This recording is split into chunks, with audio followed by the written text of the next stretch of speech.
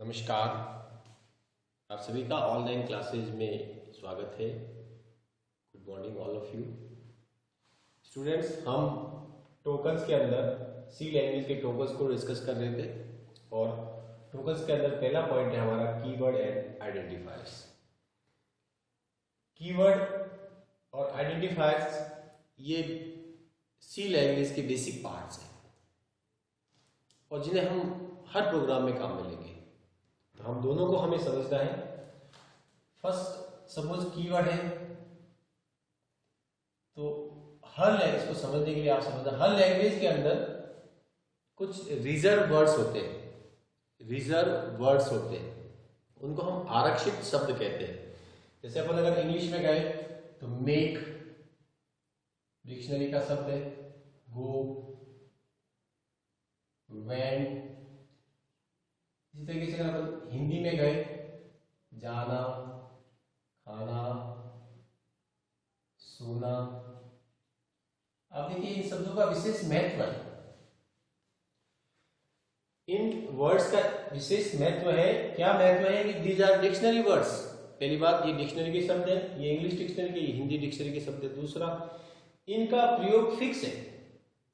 It means these are reserved words, आरक्षित शब्द है। इनका प्रयोग फिक्स है कि जाने के लिए ही जाना लिखा जाएगा, when we eating that खाना, सोने के लिए ही सोना लिखा जाएगा, went went के लिए काम आएगा, go के लिए काम आएगा, make के लिए काम आएगा। आरक्षित शब्द है, इनके मान को कभी भी कहीं भी बदला नहीं जा सकता। मीन्स जैसे हम खाने के लिए जाना नहीं बोल सकते या जाने के लिए खाना नहीं बोल सकते, मेक की जगह गो का प्रयोग या गो की जगह मेक का प्रयोग नहीं कर सकते, क्योंकि इनका एक स्पेसिफिक मीनिंग है, स्पेसिफिक अर्थ है और ये रिजर्व वर्ड्स है। इनका प्रयोग जहां होना है वहीं होगा, आप अन्यत्र इनका प्रयोग नहीं कर सकते। तो अगर हम सी लैंग्वेज की बात करें तो सी लैंग्वेज में ऐसे बहुत सारे शब्द हैं जिनको हम आरक्षित शब्द या रिजर्व वर्ड कहते हैं और वो रिजर्व वर्ड्स, उनका प्रयोग फिक्स होता है, उनके मान को कभी भी कहीं भी बदला नहीं जा सकता।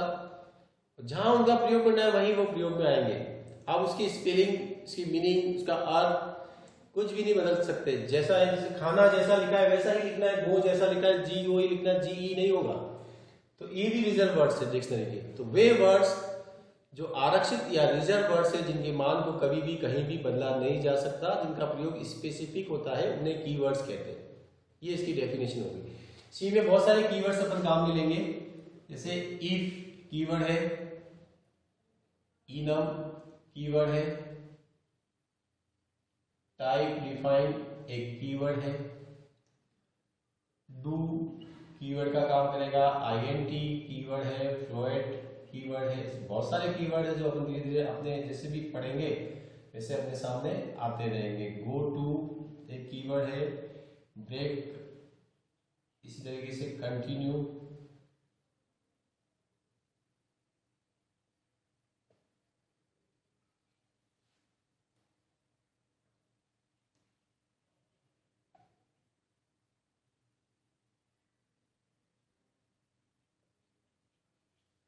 ये कुछ एग्जांपल्स है कीवर्ड्स की। जिस प्रकार हमने इंग्लिश के कुछ वर्ड्स देखे, हिंदी के देखे, इस तरीके से कुछ वर्ड्स ये सी लैंग्वेज के। आगे जाके आपको सबका मीनिंग पता चलेगा, आगे जाके आपको सबका पता चलेगा। ऐसे और भी बहुत सारे हैं, हम जैसे जैसे प्रयोग में लेंगे आपको इसके, इनमें से किसी की भी स्पेसिफिक मीनिंग आपको पढ़ने की आवश्यकता नहीं है। हम रूटीन में जो पढ़ेंगे, जब आप आईएनटी पढ़ोगे तो आईएनटी को समझ जाओगे, फ्लोएट पढ़ोगे तो फ्लोएट को समझ जाओगे, इनम को समझ जाओगे, if, do, go to, each and everything हम स्टडी करेंगे। तो यहाँ पे ही ध्यान रखना सबसे महत्वपूर्ण कि ये जो कुछ भी लिखा हुआ है लोअर केस में लिखा हुआ है, छोटी एबीसीडी। तो जहां ये जैसा लिखा हुआ है वैसा ही हमें प्रयोग में लेना है, हमें इसका कोई चेंज नहीं करना। इट मीन्स हम इफ को इस प्रकार नहीं लिख सकते। जैसा लोअर केस में सारे कीवर्ड्स लोअर केस में काम में आएंगे और जैसा लिखा हुआ है वैसा ही लिखना है, क्योंकि सी जो है उसको ये कहा जाता है कि C is the case sensitive language है। सी एक केस सेंसिटिव लैंग्वेज है। केस सेंसिटिव लैंग्वेज का मतलब ये होता है कि जो चीज जैसे डिफाइन की गई उसको आपको वैसा ही लिखना है। ब्रेक आपको यहाँ पे जैसा दिख रहा है आपको अपने प्रोग्राम में भी वैसा ही लिखना है। अगर आपने इसका बी बड़ा या ए बड़ा या ई छोटा या कुछ भी कर लिया तो वो एरर जनरेट करेगा। तो c is a case sensitive language. तो ये तो कहलाते हैं कीवर्ड्स और रिजर्व वर्ड्स। दूसरी तरफ आते हैं आइडेंटिफायर्स। आइडेंटिफायर्स के अंदर हमें अपने अकॉर्डिंग भी कई चीजें डिफाइन करनी पड़ती है। जैसे अगर अपन जनरल एग्जाम्पल लेते, रोड का नाम ह्यूमन के द्वारा दिया गया,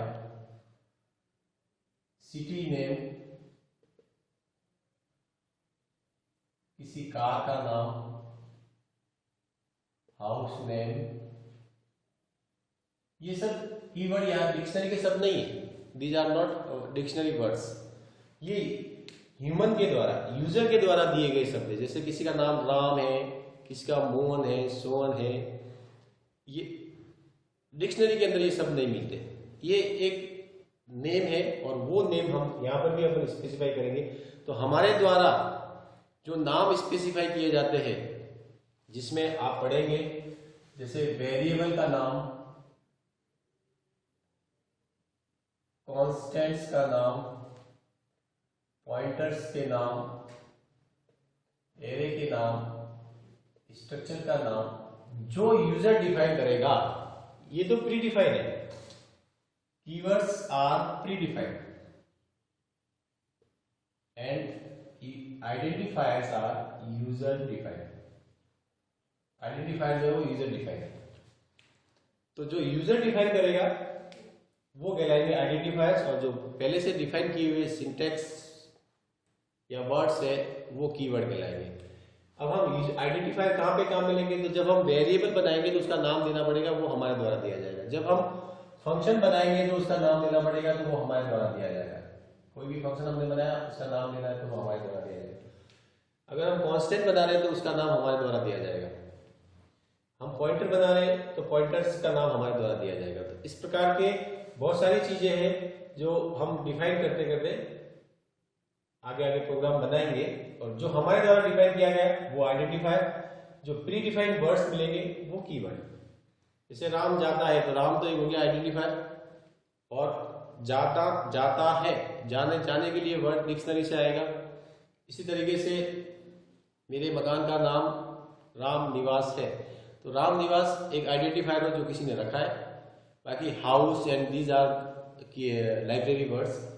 तो ये चीजें होती है, एक तो कीवर्ड होता है, एक आइडेंटिफायर्स होता है। आगे हम नेक्स्ट क्लास में डिस्कस करेंगे।